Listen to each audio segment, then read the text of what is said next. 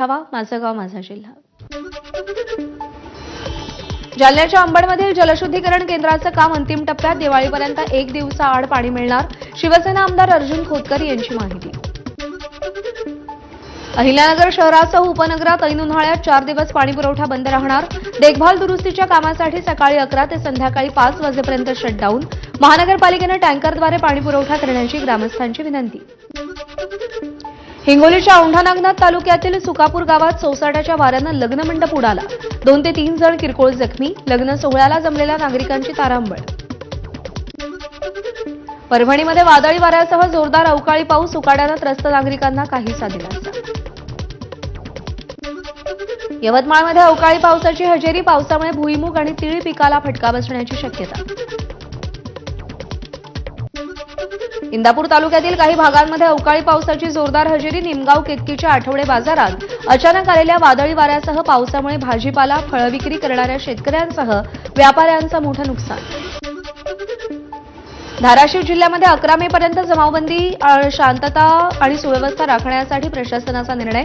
आंदोलनं आणि सभांसाठी पोलीस अधिकाऱ्यांची परवानगी घेणं बंधनकारक असेल. पुण्यातल्या कोंढवा भागात छर्याच्या बंदुकीतून घराच्या खिडकीवर गोळीबार. समोरच्या सोसायटीतील बिलाल शेखनं हा गोळीबार केल्याचं समोर. आरोपीला अटक.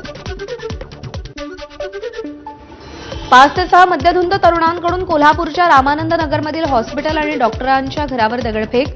घटनेमध्ये 2 जखमी. तोडफोड करणाऱ्या टोळक्याला करवीर पोलिसांकडून अटक. इंदापूरच्या उजनी जलाशयात अवैध वाळू उत्खनन करणाऱ्या माफियांविरोधात मोठी कारवाई. 40 लाखांहून अधिक किमतीचं वाळू उत्खननाचं साहित्य नष्ट केलं, तर वाळू माफियांच्या 6 बोटींवरही कारवाई केली. गडचिरोलीमध्ये रानटी हत्तींच्या हल्ल्यामध्ये 3 महिला जखमी. हत्तींचा बंदोबस्त करण्याची ग्रामस्थांची मागणी. बीडच्या परळीमध्ये गायींना गुंगीचं औषध खाऊ घालून पळवून नेण्याचा प्रयत्न. मात्र लोकांच्या वेळीच लक्षात आल्यानं चोरट्यांचा प्रयत्न फसला. वाशिमच्या शेंदूरजना मोरेगावचा सुपुत्र आणि भारतीय लष्करात कर्तव्य बजावत असलेले जवान वासुदेव संभाजी शेळकेंचा अपघातात मृत्यू. शेळकेंवर शासकीय इतमामात अंत्यसंस्कार. बीडमधील ज्ञानराधा मल्टीस्टेट घोटाळ्याचा तपास सीआयडीकडे वर्ग. त्यामुळे तपासाला गती मिळेल अशी गुंतवणूकदारांची अपेक्षा.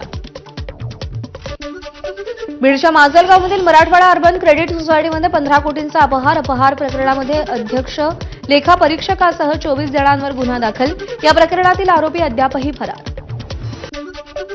बीडच्या आष्टी तालुक्यातील कासारीमध्ये तपस्वी शिवस्वरूप बन महाराज यांचा 47वा संजीवन समाधी सोहळ्याची सांगता. पंचक्रोशीतील भाविकांची मोठ्या संख्येनं उपस्थिती. धाराशिवच्या परांडामधील सोनारी गावातील कालभैरवनाथाची यात्रा मोठ्या उत्साहात संपन्न. भाविकांची मोठी गर्दी.